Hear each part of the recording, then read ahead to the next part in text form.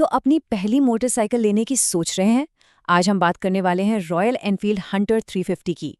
ये बाइक नए राइडर्स के बीच आजकल काफ़ी छाई हुई है। तो आइए देखते हैं कि क्या ये वाकई आपके लिए एक सही पहली बाइक हो सकती है। देखिए, ये बाइक रॉयल एनफील्ड की जो क्लासिक विरासत है, उसे एक बिल्कुल नए, ताज़े अंदाज में लेकर आती है। इसका मकसद साफ है, उन नए युवा राइडर्स को टारगेट करना, जिन्हें क्लासिक फील तो चाहिए, पर एक मॉडर्न ट्विस्ट के साथ। आज की हमारी बातचीत इन 5 हिस्सों में बटी है। हम समझेंगे कि ये बाइक है क्या, और फिर धीरे धीरे ये फैसला लेने में मदद करेंगे कि ये आपके गैराज में होनी चाहिए या नहीं। तो चलिए शुरू करते हैं। सबसे पहले ये समझते हैं कि आखिर हंटर 350 रॉयल एनफील्ड की दूसरी बाइक से इतनी अलग क्यों है और इतनी खास क्यों मानी जा रही है। सीधी सी बात है, हंटर को रॉयल एनफील्ड की दुनिया में एक आसान एंट्री पॉइंट की तरह बनाया गया है। ये उनकी पारंपरिक भारी भरकम बाइक्स के बिल्कुल उलट है, और यही बात इसे नए राइडर्स के लिए और भी ज्यादा मजेदार बना देती है। अच्छा, अब आते हैं मुद्दे की बात पर। कागज पर तो सब ठीक है, पर असल में ये बाइक चलती कैसी है? खासकर शहर की रोजमर्रा की भागदौड़ में, ट्रैफिक में इसका परफॉर्मेंस कैसा है? इसकी जो 790 मिलीमीटर की सीट हाइट है ना, वो एक गेम चेंजर है। ज्यादातर राइडर्स के पैर जमीन पर आराम से पहुंच जाते हैं, जिससे एक अलग ही कॉन्फिडेंस मिलता है, खासकर जब ट्रैफिक में बार बार रुकना और चलना पड़ता है। और वजन 181 किलो पर ये क्लासिक 350 से पूरे 14 किलो हल्की है। अब सुनने में शायद ये ज्यादा ना लगे, पर असल में ये बहुत बड़ा फर्क है। ये हल्कापन इसे शहर के ट्रैफिक में किसी जादू की तरह फुर्तीला बना देता है। अब जरा इसके दिल यानी इंजन पर नजर डालते हैं। इसमें वही फेमस 349 सीसी जे प्लेटफॉर्म इंजन है जो क्लासिक और मीटियोर में भी आता है। मतलब एक टेस्टेड और भरोसेमंद इंजन है। ये निकालता है करीब 20 हॉर्स पावर और 27 न्यूटन मीटर का टॉर्क। पर इन नंबरों का असल दुनिया में मतलब क्या है? इसका मतलब ये है कि आपको पावर एकदम निचले आरपीएम से ही मिलने लगती है। शहर के स्टॉप एंड गो ट्रैफिक में ये चीज़ बहुत काम आती है। आपको बार बार गियर बदलने के झंझट से छुटकारा मिलता है और राइड एकदम मक्खन जैसी लगती है। अब हंटर 350 दो अलग अलग फ्लेवर्स में आती है, रेट्रो और मेट्रो। और ये सिर्फ नाम का फर्क नहीं है, यहीं पर एक खरीदार को सबसे बड़ा फैसला लेना होता है। तो फर्क क्या है? देखिए, रेट्रो में आपको एकदम पुरानी क्लासिक वाली फील मिलेगी, तार वाले पहिए, ट्यूब वाले टायर्स और पीछे ड्रम ब्रेक।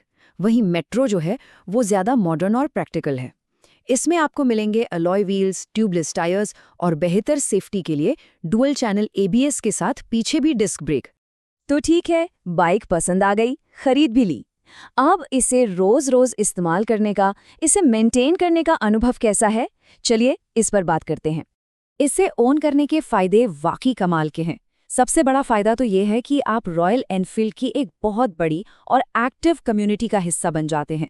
जे प्लेटफॉर्म इंजन होने की वजह से इसके पार्ट्स भी आसानी से और ठीक-ठाक कीमत पर मिल जाते हैं। और हाँ, अगर मेट्रो वेरिएंट लिया है तो ट्यूबलेस टायर की वजह से पंक्चर की टेंशन भी बहुत कम हो जाती है। लेकिन सिक्के का दूसरा पहलू देखना भी जरूरी है। ओनर्स ने कुछ छोटी मोटी परेशानियां भी बताई हैं, जैसे कि अगर आप 150 किलोमीटर से ज्यादा लंबी राइड पर निकलते हैं तो इसकी सीट थोड़ी अनकंफर्टेबल लग सकती है, और अगर बाइक हल्की फुल्की गिर जाए तो गियर या ब्रेक लीवर के मुड़ने का चांस रहता है। और ये जो लीवर मुड़ने वाली बात है ना, इससे नए राइडर्स को घबराने की बिल्कुल जरूरत नहीं है। ये एक काम की टिप है। अगर कभी बाइक गिरने से लीवर अंदर की तरफ मुड़ जाए तो किसी भी लंबे सपाट टूल से इसे धीरे धीरे सीधा किया जा सकता है। बस इतना सा काम है और आप वापस अपनी राइड पर निकल सकते हैं। यहाँ एक और प्रो टिप है जो सीधे ओनर्स के अनुभव से आई है। अगर बाइक से थोड़ी और बेहतर परफॉर्मेंस और माइलेज चाहते हैं तो 95 ऑक्टेन फ्यूल ट्राई करके देखिए। कई लोगों का मानना है कि इससे राइड और भी स्मूथ हो जाती है। तो इतनी सारी जानकारी के बाद अब हम आते हैं उस सबसे बड़े सवाल पर, क्या आपको हंटर 350 खरीदनी चाहिए? चलिए एक फाइनल फैसला करते हैं। तो हंटर 350 खरीदने के पक्ष में ये 5 मजबूत बातें हैं। 1, ये रॉयल एनफील्ड की सबसे सस्ती बाइक है। 2, इसमें वो रॉयल एनफील्ड वाला दमदार साउंड और कैरेक्टर है। 3, नए राइडर्स के लिए इसे चलाना बच्चों का खेल है। और हाँ, आप उस जबरदस्त रॉयल एनफील्ड कम्युनिटी का हिस्सा भी बन जाते हैं। लेकिन रुकिए, 2 बातें ऐसी भी हैं जिन पर एक बार सोचना जरूरी है। पहली, इसमें क्लासिक 350 जैसी भारी भरकम रोड प्रेजेंस नहीं है, ये थोड़ी छोटी दिखती है। और दूसरी, अगर अक्सर 2 लोग एक साथ सफ़र करते हैं तो पीछे बैठने वाले के लिए लंबी दूरी में सीट उतनी आरामदायक नहीं है। तो आखिर में सवाल आप पर ही आता है, क्या हंटर 350 आपकी ज़रूरतों को पूरा करती है? क्या ये वही मोटरसाइकिलिंग का शॉट है जिसकी तलाश आपको अपनी शहरी ज़िंदगी के लिए है? फैसला आपका है।